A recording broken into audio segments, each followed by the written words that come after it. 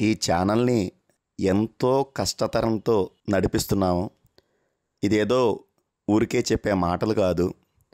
ఒక్కొక్క వీడియో చేయడానికి ఒక్కొక్క ప్రాంతము, ప్రతి వీడియో సరికొత్తగా ఉండడానికి ఎంతో తపన, అలాగే కొత్త కొత్తవి మీ ముందరికి తీసుకురావాలి, ఎన్నో తెలియనివి అందించాలని ఎంతో ప్రయత్నం దీంట్లో ఉంది.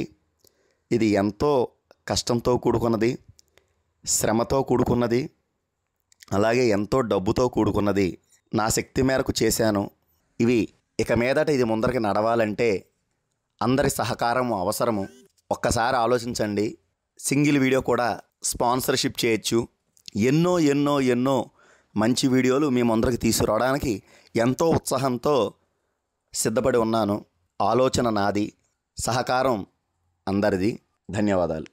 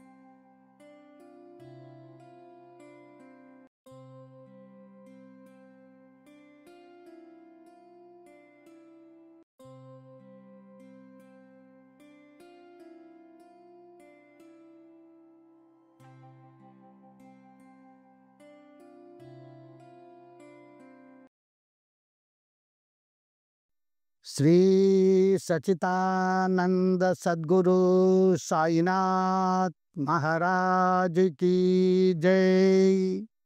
శ్రీ సచితానంద సద్గురు భరద్వాజ మహారాజ్ की जय।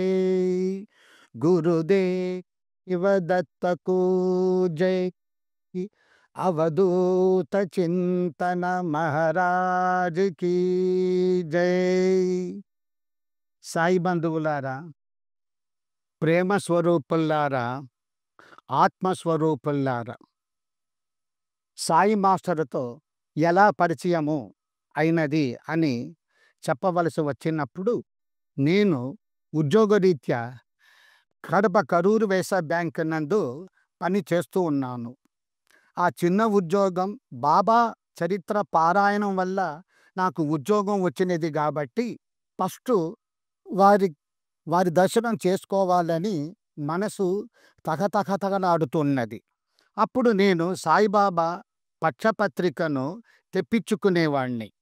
ఒకసారి సాయిబాబా పక్షపత్రిక అంతా చదువుతూ వస్తే ఆఖరణ చివరి పేజీలో వేసవి కాలం కోసం మే నెలలో షిరిడీ యాత్ర వేస్తున్నారు, రావలసిన వాళ్ళు ఒంగోలుకి కొద్దిగా డబ్బులు పంపించి వాళ్ళు టికెట్ బుక్ చేసుకోవలను అని దాంట్లో వాళ్ళు పక్షపత్రికలో రాసి ఉన్నారు.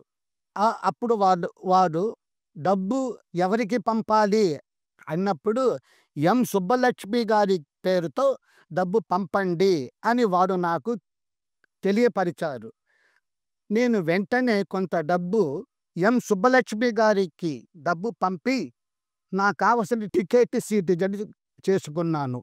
సరే, నేను షిరిడీకి వెళ్ళే సమయం వచ్చేసింది. ఒంగోలుకు వెళ్ళి నేను సుబ్బలక్ష్మి గారిని ఫస్ట్ నేను వారింట్లో కలిశాను. వారితో అంతా మాట్లాడిన తరువాత వారు ఉండేసి, రాము, నువ్వు మాస్టర్ గారిని వెళ్ళి కలువు అని వారు చెప్పినారు. సరే అని ఎక్కడ అనుకుంటే పక్కనే అని పక్క వీధిలో ఉన్నారు. అప్పుడు నేను మాస్టర్ గారి దగ్గరికి వెళ్ళి ఒక రూమ్, మాస్టర్ గారు ఉన్న ఒక రూములో ఫస్ట్ హాలులో నేను కూర్చొని ఉన్నాను. అందరు ఇంకా చాలామంది వచ్చి కూర్చొని ఉన్నారు. అప్పుడు మాస్టర్ గారు ప్రతి ఒక్కరిని పరిచయం చేసుకుంటూ వస్తున్నారు. మీదే ఊరు? ఎక్కడి నుంచి వచ్చారు? ఏం సంగతి? ఏం సంగతి? అంటూ. అలా మాస్టర్ గారు మెల్లిమెల్లిగా అడుగుతూ వచ్చేసరికి నా వంతు వచ్చినది. మీదే ఊరు అంటే కడప అని చెప్పాను. మీ పేరు ఏది అంటే కె. రాము అని నేను చెప్పినాను. ఆ తర్వాత మాస్టర్ గారు అలా ఒక వంకతో చూసి గమ్మున ఉన్నారు. కానీ ఇంతలో అక్కడ చూస్తే వచ్చిన వాళ్ళందరూ చేతిలో పూలు, పండ్లు అన్నీ ఉన్నాయి. నేను మాత్రము ఉత్త చేతితో వచ్చేశాను. నాకు ఎందుకో లోపల కొంతము లోటుగా ఉన్నట్టుగా నాకు భావన కలిగింది. సరే, అయినా ఏమి చెయ్యగలను అని అలాగే కూర్చొని ఉన్నాను. ఇంతలో ఎవరో ఒకరు వచ్చి మాస్టర్‌గారి దగ్గరికి పూలు, పండ్లు ఇచ్చారు. ఆ పూలు తీసుకొని మాస్టర్ గారు, "రాము, ఈ పూలు తీసుకొని బాబా గారికి వెయ్యమని" చెప్పారు. నాకు ఆశ్చర్యం వేసినది. నేను ఇప్పుడేగా వచ్చింది. రాము అంటే ఇంకెవరైనా రాము గారు ఉంటారేమో అనుకోని నేను గమ్మున ఉన్నాను. అయినా మాస్టర్ గారు చెప్పిన వెంటనే ఆ పూలు తీసుకొని బాబా గారికి మాల వేశాను. ఇది నాకు తెలియని అనుభవం. సాయి లీలామృతంలో గూడా ఒకసారి ఒక వ్యక్తి నేనేమి తీసుకురాలేదు మాల అని బాధపడుతూ బాబా దర్శనానికి వెళుతుంటే సమాధి మీద ఉన్న ఒక వ్యక్తి పూజారి ఒక మాల ఇచ్చి ఇదిగో అని చెప్పి ఆ వ్యక్తికి ఇచ్చారు. ఆ వ్యక్తి ఆ మాల తీసుకొని బాబా మెడలో వేశారు. అదే అనుభవము నాకు కూడా మాస్టర్ గారి యందు జ్ఞాపకము వచ్చినది.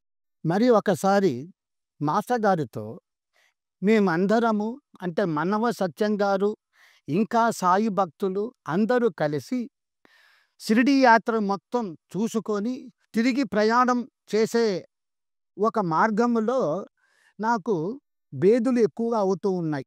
మోషన్స్ ఎక్కువగా అవుతూ ఉన్నాయి. కానీ నాకు ఏమీ అర్థం కావడం లేదు. అప్పుడు నాకు ఇప్పుడిలాగా మాత్రలు తీసుకోబోవాలని నాకు తెలీదు. నా పక్కనే ఉన్న మన్నవ సత్యం గారు మాస్టర్ గారి బావమరిది వారు. వారు ఉండి, "రాము, ఎందుకు అలా బాధపడుతున్నావు?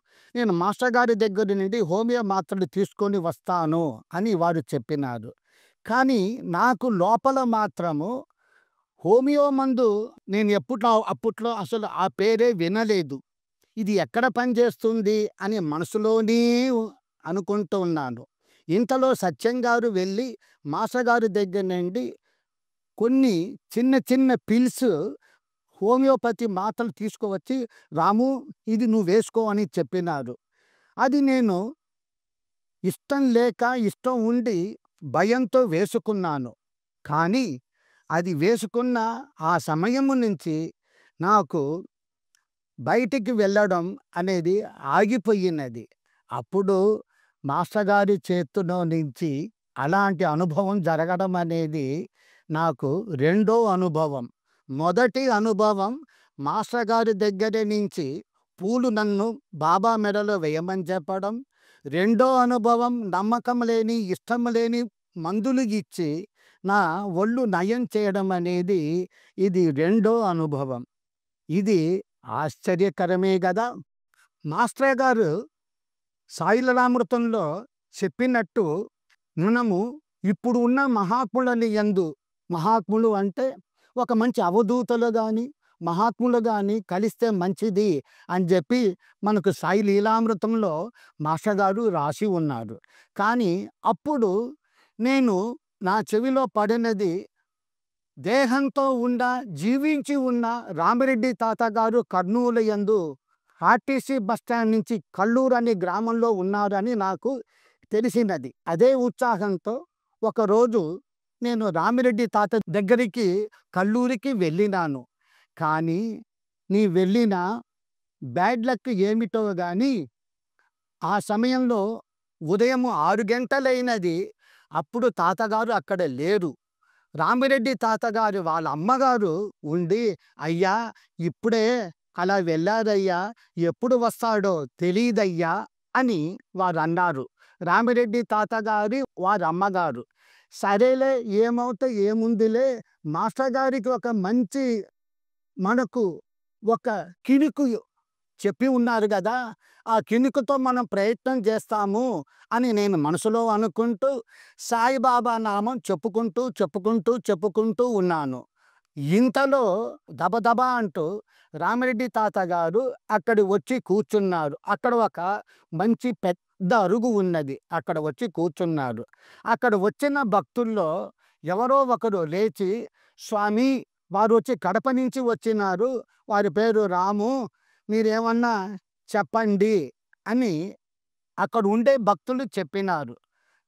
అదేమిటో విశేషమో ఏమో తెలీదు గానీ, రామిరెడ్డి తాతగారి వాక్కు నుండి ఒక మంచి వాక్కు వినిపించింది. "ఒరేయ్! వాడు వచ్చాడ్రా! వాడు పంపిస్తే వచ్చాడ్రా!" అని వారి వాక్కులో అది చెప్పబడి ఉంది. నాకు ఆశ్చర్యం వేసింది. ఇదేందబ్బా ఇది? వాడంటే ఎవడు? అంటే వాడు అంటే బాబాని మనం వాడు అంటే నా మనసు ఒప్పుకోదు. మాస్టర్ గారిని వాడు అంటే నా మనసు ఒప్పుకోదు. ఈయన ఇలా చెప్పవచ్చా అనేది నా మనసుకు ఆ సమయంలో కొత్త పోకడ మార్గం కాబట్టి నాకు కొంత మాత్రము ఒక విధముగా తక్కువతనంగా ఉన్నింది. అలాగే సరే ఆ రోజు దర్శనం చేసుకుంటూ రామిరెడ్డి తాతగారి దగ్గర నుంచి ఏదైనా ప్రసాదం వస్తే బాగుంటుంది, కానీ నేను దగ్గర ఉండకూడదు, దూరంగానే ఉన్నాను. ఏమి ఇస్తాడో అని నేను చూస్తూ ఉన్నాను. ఒకసారి నా పక్కన ఉన్న ఒక మంచి స్నేహితుడు, "రాముగారు, ఇక మనం వెళదామా? మళ్ళీ మనకు టైం అవుతుంది" అంటే, ఇంతలో ఎవరో వచ్చి చిన్న పసుపు ఒక డజన్ పండ్లు తాతగారు ముందు పెట్టారు. రామిరెడ్డి తాతగారి ముందు. రామిరెడ్డి తాతగారు ఎడం చేత్తో ఆ గోళ్ళు ఉన్న చేత్తో ఇలా చెయ్యి పెట్టి అలా నోట్లో వేసుకున్నారు. నములుతూ ఉన్నారు. ఈ చేత్తో బీడీ పట్టుకొని ఉన్నారు. అప్పుడు నేను మనసులో ఏమో పోతామా, వెళ్ళిపోదామా అనుకుంటుంటే, "ఒరేయ్! రారా" అని గట్టిగా అరిచారు. వారి అరుపు ఒక మంచి ఒక సింహంలాగా ఉంటుంది. కానీ నా మనసులో మాత్రము వణుకులు మొదలైంది. ఎందుకు అంటే, ఒక సింహం గట్టిగా అరిస్తే ఎవరైనా భయపడతారు గదా! వారు రామిరెడ్డి తాతగారు గదా! అవధూత గారు గదా! వారి అరుపు అలాగే ఉంటుంది. నాకు పెద్దగా తెలియదు గదా! అని మనసులో అనుకుంటూ దగ్గరికి వెళ్ళాను. నా మనసులో 2 విధాల సందేహం వచ్చింది. ఈ చేత్తోది ఇస్తాడా? ఇంకేమి ఇస్తాడా? అంటే ఈ చేత్తో ఏముంది? బీడీ ఉంది. ఈ చేతిలో ఏమీ లేదు. చెంపదెబ్బ కొడతాడా? అని నా ఆలోచనలన్నీ చాలా వేగంగా పరిగెడుతున్నాయి. ఇంతలో తాతగారు ఇలా చెయ్యి పెట్టి నోట్లో నుంచి ఆ యొక్క లాలాజలం వచ్చేటట్టు, జలం తీగ అలా వచ్చేటట్టు, "ఇదిగోరా" అని చెప్పి నాకు ఆ పండు ముక్కలు చేతిలో పెట్టారు. ఆహా! నేను ఒక్క రవ్వ వారి ఉచ్చిష్టం తినే భాగ్యము నాకు కలిగినది. బాబాగారు కక్కితే ఆ రోజు సాయిబాబా గారు ఉన్నప్పుడు కుసాబాబు అనే భక్తుడు ఎలా అన్నీ తీసుకొని తిన్నాడో నేను కూడా, కానీ అంత భక్తి నాకు లేదు గానీ మనసులో కోరుకున్నాను గదా! పండు మాత్రమే ఇచ్చాడు. బీడీ ఇచ్చుంటే ఇప్పుడు నేను బీడీలు కొట్టి నా డబ్బులంతా అయిపోయిండేది. ఇంకా నా కుటుంబంలో నేను చెడ్డవాడిని అయిపోయేవాడిని. వారికి తెలుసో ఏమో అసలే నేను బ్రాహ్మణ్ణి, బీడీలు తాగకూడదు, అసలే ఆచారాలు ఎక్కువ. ఇలాంటి అనుభవము సాయి లీలామృతం ద్వారా, మాస్టర్ గారి పరిచయం ద్వారా, ఇలాంటి మహాత్ముడు పరిచయమైనందువల్ల ఇలాంటి మంచి అనుభవం జరిగినది. ఒకసారి థామస్ రెడ్డి గారు ఎలా నన్ను జ్ఞాపకం పెట్టుకున్నాడో ఏమో నాకు పెద్దగా తెలియదు గానీ, యాత్రలో థామస్ రెడ్డి గారు మరియు జయమ్మ గారు, మళ్ళీ జయచంద్ర రెడ్డి గారు చాలామంది పరిచయమైనందువల్ల వారికి, థామస్ రెడ్డి గారికి నా పేరు జ్ఞాపకం ఉందో ఏమో ఎట్లో తెలీదు గానీ, ఒకసారి థామస్ రెడ్డి గారు, నేను కరూరు వ్యవసాయ బ్యాంకులో పని చేస్తూ ఉంటే రాము, ఇట్లా మనము కడప జిల్లా తరపున మాస్టర్ గారు సాయి సన్నిధి రాసిన ఆ పుస్తకం ఇంకా ముద్రణ కాలేదు. మనం చందాలు వసూలు చేసి కడప జిల్లా తరపున సాయి గ్రంథము అని దాన్ని ముద్రణ చేయిస్తాము, ప్రయత్నం చేస్తాము అని చెప్పినారు. సరే, అప్పుడు అంటారే కొత్త పిచ్చోడు పెళ్ళి ఎరగడు అన్నట్టు, నాకు ఇంతటి భాగ్యమా అన్నట్టు తల ఊపాను. తల ఊపిన తర్వాత కొద్దిగా చందాలు వసూలు చేసి థామస్ రెడ్డి గారికి ఆ చందా డబ్బులు అందుకొని, థామస్ రెడ్డి గారు మొత్తంగా కడప జిల్లా తరపున చందాలు వసూలు చేసి మాస్టర్ గారి దగ్గర ఇచ్చి ఆ సాయి సన్నిధి అనే పుస్తకము తొలి ముద్రణ చేయించి మైలవరం డ్యాములో ఆ యొక్క గ్రంథము ఒక మంచి ఆవిష్కరణ చెయ్యాలని చెప్పినారు థామస్ రెడ్డి గారు. సరే, అందరూ కలిసి థామస్ రెడ్డి గారితో ఒక జీపులో అందరూ అక్కడికి మేము వెళ్ళినాము. మాస్టర్ గారు అక్కడ సాయి సన్నిధి అనే గ్రంథము అది ముద్రణ, అది ఆవిష్కరణ అయిన తరువాత జమ్మలమడు సత్సంగానికి థామస్ రెడ్డి ఇంకా అనేక మంది భక్తులు, రామారావు గారు వీళ్ళందరూ వచ్చారు. ఆ జీపులో వస్తుంటే జమ్మలమడుగు సాయిబాబా సత్సంగం యందు అక్కడ మాస్టర్ గారు సత్సంగం చేసినారు. కొద్దిగా బయటికి వచ్చి వారికి కొంచెం సిగరెట్ తాగే అలవాటు ఉంది కాబట్టి సత్సంగా నుంచి బయటికి వచ్చి ఒక హాలు యందు, ఒక ఖాళీ ప్రదేశమందు అందరూ కూర్చొని ఉంటే వారు అక్కడ కూర్చొని ఉన్నారు. కానీ మరియు నాకు ఒక కోరిక కలిగినది. నేను మాస్టర్ గారు పక్కన నేను ఉండకూడదు, కానీ మాస్టర్ గారి ఉచ్చిష్టము నాకు కావలేను అని నేను మనసులో అనుకున్నాను. దగ్గర ఉంటే తక్కువ ఇచ్చేస్తారేమో అంటే మనము కూడా మన దగ్గర ఏదైనా ఉంటే పక్కవారికి కొద్దిగా ఇచ్చి తినే అలవాటు ఉంది కదా. కాబట్టి నేను పక్కన ఉంటే అది ఇవ్వడము సహజము. నేను మాస్టర్ గారి యొక్క ఆయన మహాత్ముడు అని తెలియకపోవడము అది సహజము. మాస్టర్ గారి మహాత్ముడు అవుతే నా కోరికను తెలుసుకొనే కలిగే అంతటి వారవుతే నేను కొంత దూరంగా ఉండొచ్చు, వారు నాకు ప్రసాదం నాకు లభ్యము కావలేను అని నేను మనసులో అనుకున్నాను. కానీ చిత్రము చాలా విచిత్రము అంటూ ఉంటారు. వాళ్ళు ప్రసాదాలు పంచుతూ వచ్చారు. కానీ మొదటిసారి మాస్టర్ గారికి ప్రసాదం చేతిలో ఇలా పెట్టారు.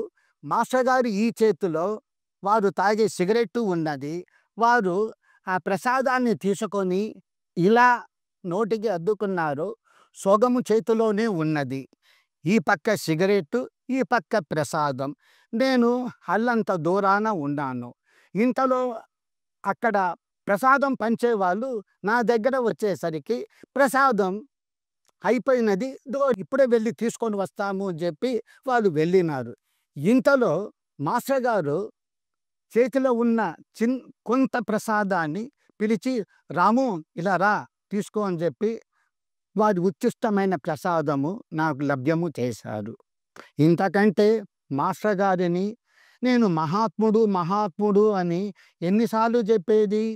మొదటిసారి మాల, రెండోసారి రామిరెడ్డి తాతగారి దగ్గర వాడు వచ్చారా, వాడు పంపిస్తే వచ్చారా అని చెప్పడం.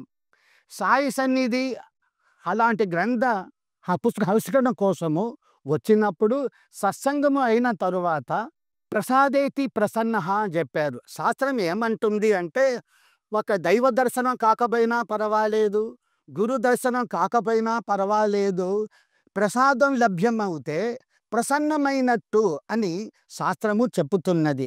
అలాంటి మంచి అనుభవము, మాస్టర్ గారి ఉచ్చిష్టము నాకు లభ్యమైనది. నేను కడపలో సాయి మాస్టర్ సత్సంగము చేస్తూ ఉన్నాను. కానీ ఇప్పుడు నేను మీకు చెప్పే దాంట్లో మాస్టర్ గారు సత్సంగం చేయమని చెప్పాడు అని ముందు చెప్పవలసిన మాట ఇప్పుడు నేను ఆఖరి విషయాల్లో చెబుతున్నాను. మాస్టర్ గారు సాయి సన్నిధి ఆ పుస్తకం, అలాంటి మంచి గ్రంథము, ఆ పుస్తక ఆవిష్కరణ రోజు కడపలో ఉన్న సాయిబాబా ఆలయానికి మాస్టర్ గారు, నేను కలిసి వెళ్ళాము. కడప కోఆపరేటివ్ కాలనీ యందు. అప్పుడు మాస్టర్ గారు చెప్పారు, బాబా దర్శనం అన్నీ చేసుకునేటప్పుడు, "రాము, ఇక్కడ నువ్వు ఈ ఊరిలో కడపలో నువ్వు సత్సంగం చేయవచ్చు గదరా" అని మాస్టర్ గారు అన్నారు.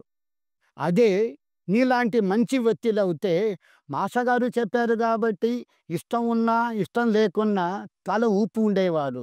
నేను కొంచెం పెడధర మనిషిని. మాస్టర్ గారు మీరు చెప్పడము, నేను చెయ్యడము ఏమి ఈ వింత అంటే, మాస్టర్ గారు ఏమిరా అన్నారు. అసలే మాస్టారు నాకు నత్తి, నేను నేను ప్రతి మాట మాట్లాడే ముందు ఒక్కొక్క మాట చాంతాడంత దూరం పోతుంది. నేను సత్సంగం చెయ్యలేను మాస్టారు అని నేను చెప్పినప్పుడు, ఒరేయ్ నువ్వు చేస్తావులేరా అని ప్రేమ వాక్యాలతో పలికారు. సరే అది కొన్నాళ్ళ తరువాత 1992లో 93లోనో కడప నబీకోట యందు సాయి మాస్టర్ సత్సంగము నేను చెప్తూ చేసుకుంటూ వస్తుంటే, కొన్నాళ్ళ తరువాత స్వామి సమర్థ పాదుకలు మన జయమ్మ జయచంద్రారెడ్డి గారు వారు నాకు ఫోన్ అప్పట్లో ల్యాండ్ ఫోన్ ఉంది. ఆ ల్యాండ్ ఫోన్కు ఫోన్ చేసి, "రాము, నువ్వు అక్కడ సాయి మాస్టర్ సత్సంగం చేస్తున్నావు కదా, స్వామి సమర్థ పాదుకలు తెప్పించుకుంటారా" అని నన్ను అడిగారు. అప్పుడు నేను ఇంట్లో ఉన్నాను. కడప సత్సంగ సభ్యులు ఎక్కడో ఉన్నారు. నాకు వారికి 4 కిలోమీటర్ దూరంలో ఉంది. నేను వెళ్ళి చెప్పలేను. సరే అప్పుడు నేను వారికి ఏమి ఇవ్వాలి అడిగాను తాంబూలం. వాళ్ళు ఉండి 1116 అని చెప్పినారు. ఎంతో కొంత డబ్బు చెప్పినారు. కరెక్ట్‌గా ఉండొచ్చు, ఉండకపోవచ్చు. అయినా వాళ్ళని అడగకుండా నేను అంత డబ్బు ఇవ్వలేను. వాళ్ళు ఇస్తారో ఇవ్వరో నాకు తెలియదు. అప్పుడు నా స్తోమత కూడా చాలా తక్కువగా ఉన్నది. అయినా నేను వద్దని నేను ఖచ్చితంగా చెప్పేశాను. కానీ మళ్ళీ అది ఏమి అదృష్టమో, మాస్టర్‌గా సాయి మాస్టర్ సత్సంగం చెయ్యడం వలన స్వామి సమర్థులు వారికి సాయి నబీ కోట సత్సంగానికి వారు ఆదర్శుకున్నారు ఏమో తెలీదు గానీ, జయచంద్రారెడ్డి గారు, "నువ్వు ఏమిచ్చినా ఏమీయకపోయినా పర్వాలేదు. మేము కడప నబీకోట సాయిబా సత్సంగానికి వస్తున్నాము" అని వారు చెప్పినారు. కానీ ఆ సాయి మాస్టర్ సత్సంగానికి నేను చెప్పేటప్పుడు, 5 మందో 10 మందో వస్తారు. స్వామి సమర్థ పాదుకలు పెద్దగా తెలీదు గదా అని నేను మనసులో భావించుకుంటే, ఆ రోజు ఆ స్వామి సమర్థ పాదుకలు తీసుకొని వచ్చేటప్పుడు అక్కడ ఉన్న నబీకోట సత్సంగ సభ్యులు చాలా శ్రమపడి, ఎంతో ఉత్సాహంతో చాలా మందిని పోగు చేసి, చాలా ప్రచారం చేసి అందరినీ సాయి మాస్టర్ బాబా సత్సంగానికి ఆ టెంపుల్‌కు రప్పించారు. స్వామి సమర్థ పాదుకలకు అర్చనలు, పూజలు, అభిషేకాలు అంతా దర్శనము చూస్తే ఒక సినిమా హాలుకు జనాలు ఎలా ఉంటారో అంతటి ఆ యొక్క సాయిబాబా సాయి మాస్టర్ సత్సంగం సాయిబాబా ఆలయంలో నిండిపోయినది. చూసారా? అంటే మహాత్ములు గారి పాదుకలు గాని పట్టుకుంటే, మహాత్ముల యొక్క పాదుకలని పట్టుకుంటే మనకంతా మంగళం జరుగుతుంది. జయమంగళము జరుగుతుంది. అంతా శుభమంగళము జరుగుతుంది అని పెద్దలు చెప్పారు. అందుకే నేను ఇప్పుడు చెప్పే వాక్యాలలో పూర్తిగా ముగిస్తూ ఒక చిన్న మాట చెప్తున్నాను. ఓం మంగళం, ఓంకారమంగళం, గురుమంగళం, గురుపాదమంగళం. ఓం మంగళం, ఓంకారమంగళం, గురుమంగళం, గురుపాదమంగళం. ఓం మంగళం, ఓంకారమంగళం, ఓం మంగళం, ఓంకారమంగళం, దత్తపాదుకమంగళం. ఓం మంగళం, ఓంకారమంగళం, స్వామి సమర్థ పాదుకమంగళం. ఓం మంగళం, ఓంకారమంగళం, గురు భరద్వాజ పాదమంగళం. శుభ పదమంగళం లోకపాదమంగళం. శుభం భూయాత్ ప్రియం భూయాత్. శ్రీ సచిదానంద సద్గురు సాయినాథ్ మహారాజ్ కీ జై. శ్రీ సచిదానంద సద్గురు భరద్వాజ మహారాజ్ కీ జై. గురుదేవ దత్తకు జై. అవధూత చింతన మహారాజ్ కీ జై. శాస్త్రములో 2 వాక్యాలు చెప్పినారు. గురువు గాని దైవం గాని శాస్త్ర గాని పట్టుకుంటే మూగవాడు పాడగలడు, పలకగలడు, కుంటివాడు కొండను ఎక్కగలడు అన్నట్టు నాకు అసలే నత్తి. ఈ నత్తివాడి దగ్గర ఇన్ని సత్సంగాలు చేయించి ఇంతమంది మహాత్ములను పరిచయం చేయించిన శ్రీ భరద్వాజ మాస్టర్ పాదాలకు పరిపూర్ణమైన నమస్కారం చేసుకుంటూ తెలుపుకుంటున్నాను. మాస్టర్ గారు సమాధి చెందిన తర్వాత నేను మా ఆవిడ ఒకసారి ఒంగోలుకు వెళ్ళినాము. అప్పుడు వెళ్ళి అక్కడ సాయి మాస్టర్ సత్సంగము చాలా బాగా జరుగుతున్నది. అంతా అయిన తర్వాత అందరూ ప్రసాదాలు సాపాటు భోంచేసుకొని వెళ్ళేటప్పుడు నేను ఏమి చేశాను అంటే, నేను మా ఆవిడ అమ్మగారి దగ్గరికి వెళ్ళేసి కాళ్ళకు దండం పెట్టుకొని, అమ్మ ఇక నేను వెళ్ళొస్తాను అంటే, బాబు అమ్మాయి బాగుందా, అమ్మాయి కూడా బాగుంటుంది చూసుకో అని చెప్పారు. సరే, అమ్మగారు ఉన్న హాలు నుంచి మాస్టర్ గారు సత్సంగం చేసే చోటుకు వచ్చేలోగా అమ్మగారు హాలు మధ్యలో మాస్టర్ గారి ఒక పెద్ద ఫోటో ఉంది. ఆ ఫోటో యందు బీడా పెట్టి ఉన్నారు. అమ్మగారు పోతూ పోతూ నేను అమ్మగారికి చెప్పేసి వెళ్ళేటప్పుడు, రాము నువ్వు వెళ్ళేటప్పుడు మాస్టర్ గారి దగ్గర బీడా ఉంది, అది నువ్వు తీసుకో అని అమ్మగారు చెప్పారు. కానీ నాకు బీడాలు వేసే అంత అలవాటు లేదు. కానీ అమ్మగారు చెప్పారు. అందులో మాస్టర్ గారి దగ్గర చిత్రపటమునందు ఉంది. ఇది కూడా వారి ఉచ్చిష్టము భాగ్యము అనుకొని ఆ బీడా తీసుకొని నములుకుంటూ నేను కడపకు బయలుదేరాను. నేను ఇలాగే మాస్టర్ గారు సాయిలామృతము గురుచిత్ర పారాయణం చేయడం వలన మరొకరి దగ్గర శ్రీ అనంత సాగరం దగ్గర నాగమునీంద్ర స్వామి గారు ఉన్నారని నాకు తెలిసినది. కానీ ఒక స్త్రీ వారితో కలిసి, వారు కొంచెం బాగా ఘనమగన వాళ్ళు, నాకు బాగా పరిచయం ఉన్నవాళ్ళు, వాళ్ళతో నేను నాగమునీంద్ర స్వామి దగ్గరికి వెళితే అప్పుడు అక్కడ వాళ్ళు చెప్పారు, అయ్యా పలక తెచ్చుకున్నావా అడిగారు.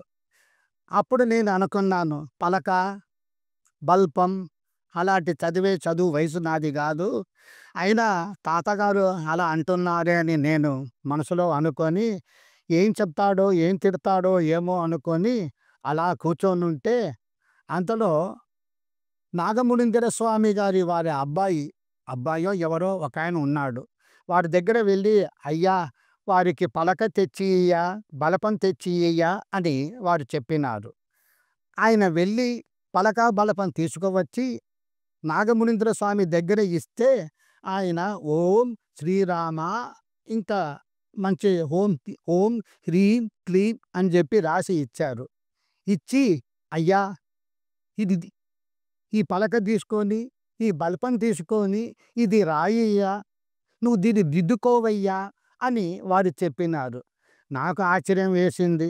ఈ వయసులో పలక బలపం రాసుకొని అది దిద్దుకోవడమా? వారు చెప్పడం నేను వినడం ఇదంతా వింత విడ్డూరంగా ఉంది ఏమో. అయినా కూడా మనసులో ఒక చిన్న ఉబలాటం. పెద్దలు చెప్పారు కదా, పెద్దల మాట సద్దండ మూట అని అనుకున్నట్టు నేను ఆ శ్రీరామ అని రాసుకుంటూ దాన్ని దిద్దుతూ వస్తుంటే నాతో వచ్చిన ఒక ఆమె ఏదో నాతో మాట్లాడుతూ ఉన్నది. ఆ మాట్లాడేటప్పుడు తాతగారు చూసి, యో సాధనలో ఉన్నావు సాధించుకోవయ్యా అని గట్టిగా అరిచాడు.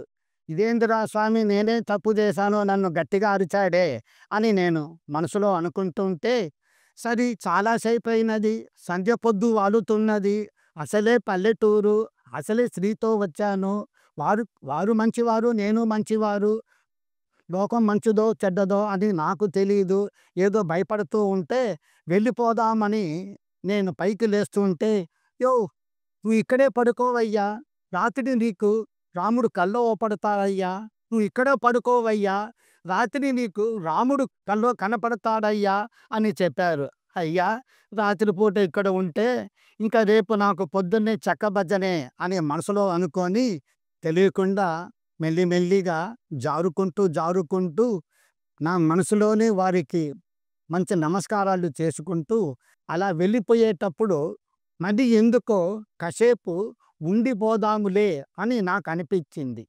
ఇంతలో తాతగారు లేచేసి ఒక రాగి పాత్రలో నీళ్ళు తీసుకువచ్చి వారు వారు చేసిన వారు చేసిన హోమంలో ఉండి ఆ బూడిద తీసి ఆ పాత్రలో వేసి అందులో తులసి మొక్క వేసి అది తీసుకువచ్చి, "యో, లేచి రావయ్యా" అని చెప్పినారు.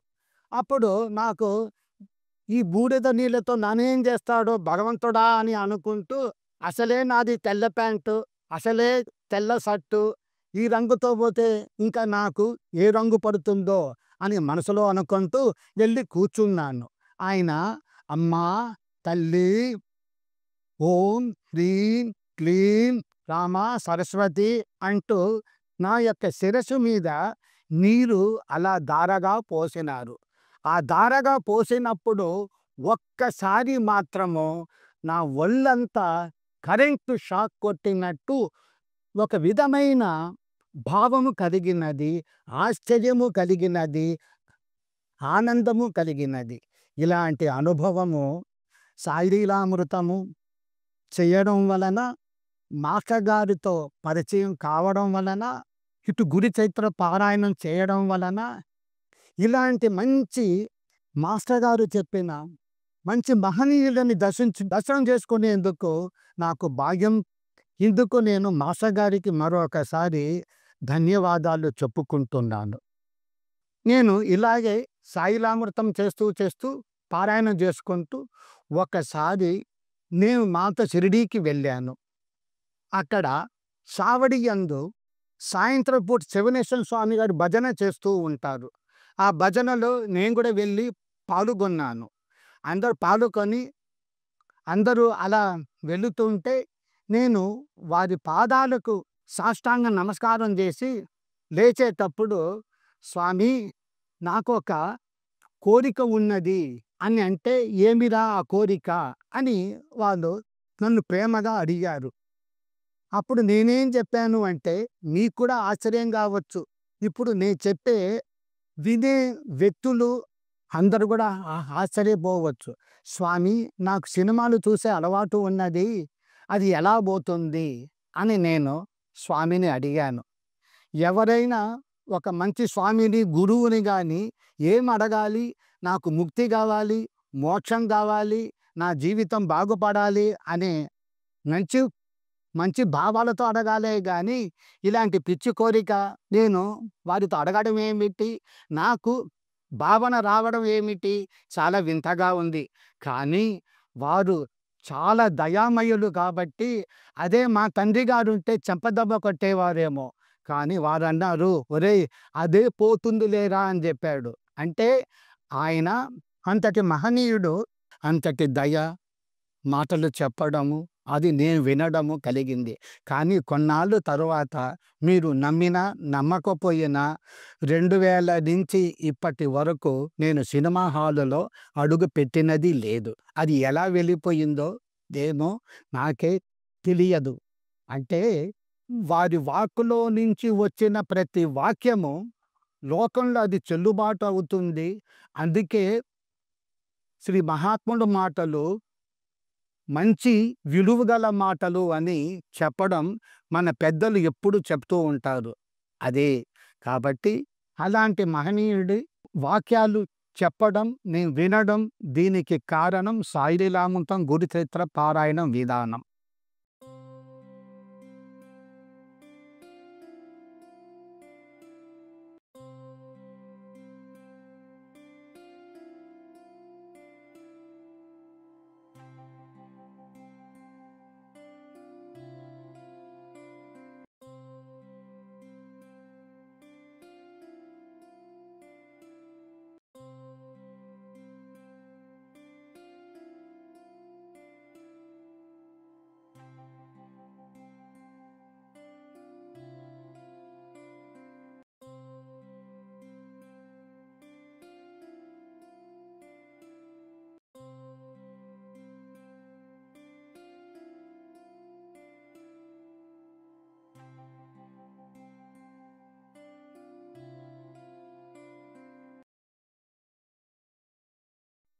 మీలో చాలామంది మా వీడియోస్ని చూస్తున్నారు కానీ సబ్స్క్రైబ్ చేయట్లేదు. తప్పకుండా మీరు ఆదరించండి. ఎలా అంటే మా ప్రతి వీడియోని మీరు లైక్ చేయండి. మీకు తెలిసిన అందరికీ కూడా మా వీడియోస్ని షేర్ చేయండి. అలాగే మర్చిపోకుండా బెల్ ఐకాన్ నొక్కి కొత్త కొత్త నోటిఫికేషన్లు వస్తాయి కదా! అందుకని బెల్ ఐకాన్ నొక్కండి. తప్పకుండా మా ఛానల్‌ని సబ్స్క్రైబ్ చేయండి. ఆశీర్వదించండి. నమస్కారం.